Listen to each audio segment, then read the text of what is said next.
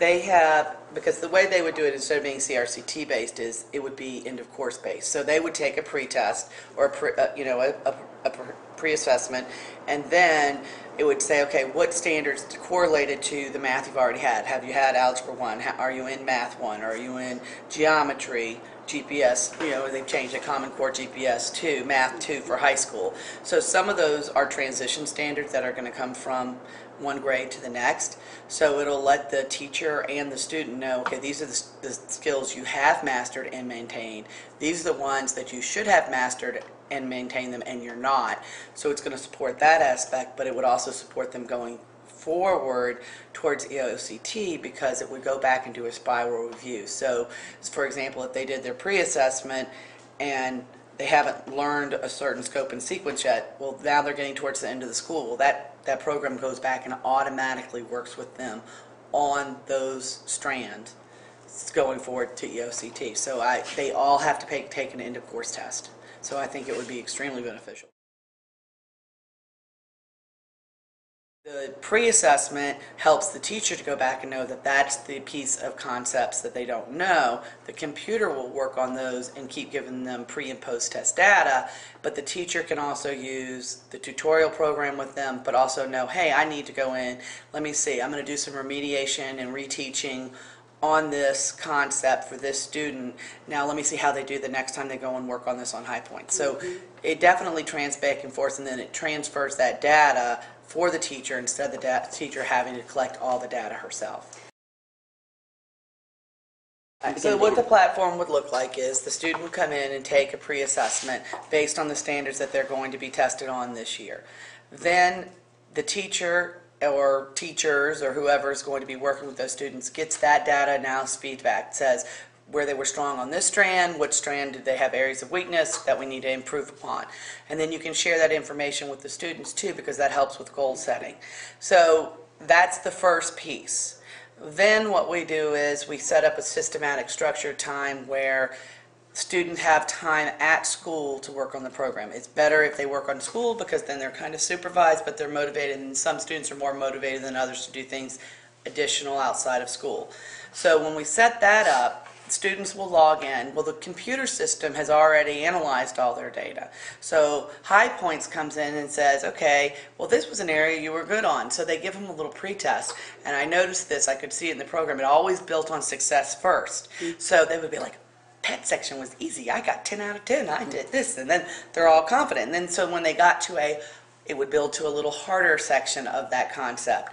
And so then they got there, when they got stuck, they're like, well, what can I do? How can I figure this out? Because I want to get that end result of being successful.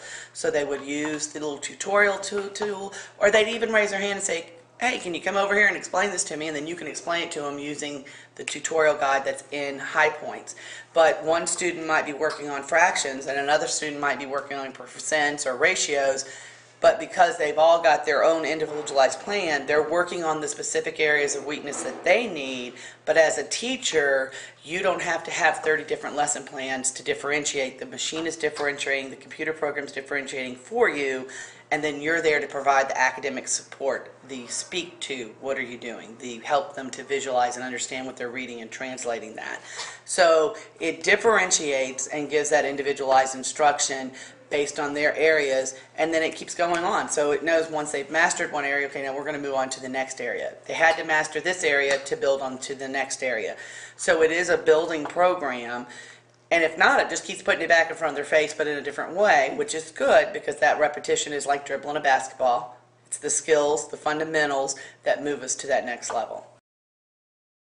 Well, I think the remediation part is excellent in the fact that it is looking at what specific each child needs remediation in. It's not a blanket thing. Okay, we've got 30 kids, 75% of us need to work on solving two-step equations.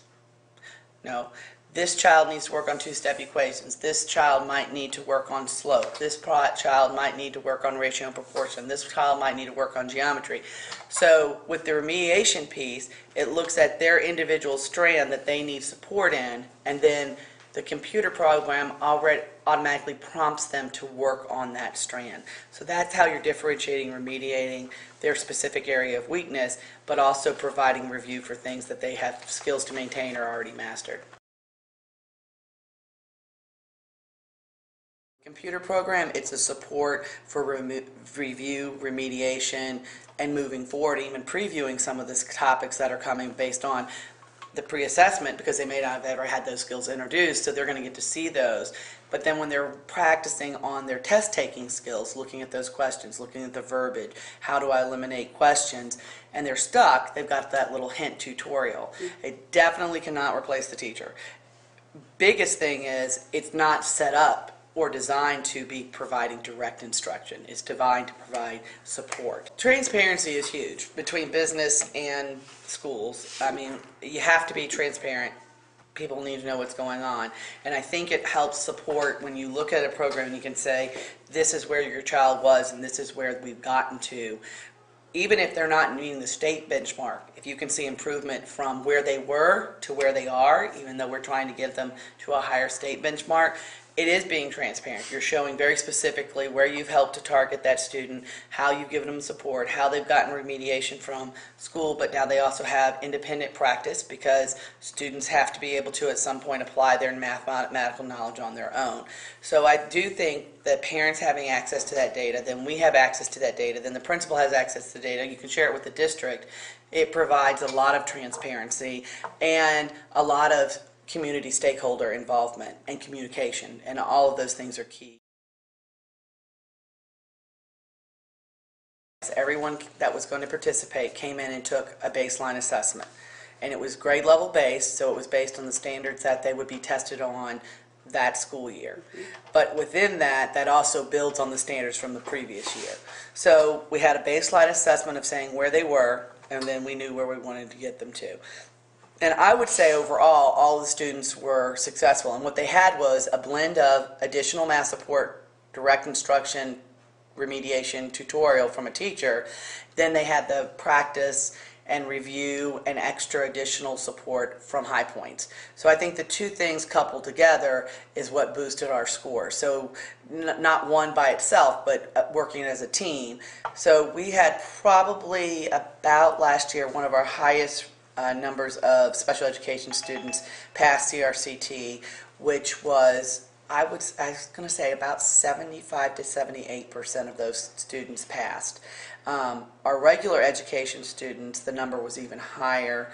I want to say we were probably school-wide for all math students, we were right around 97% across the board, which was statistically significant from where we had been in the past, coming from 93, 95, 94% to 97 to 98 on those. And then when you still looked at our subgroups, when you looked at our impoverished students, students with disabilities, transient students, all of those subgroup numbers came up.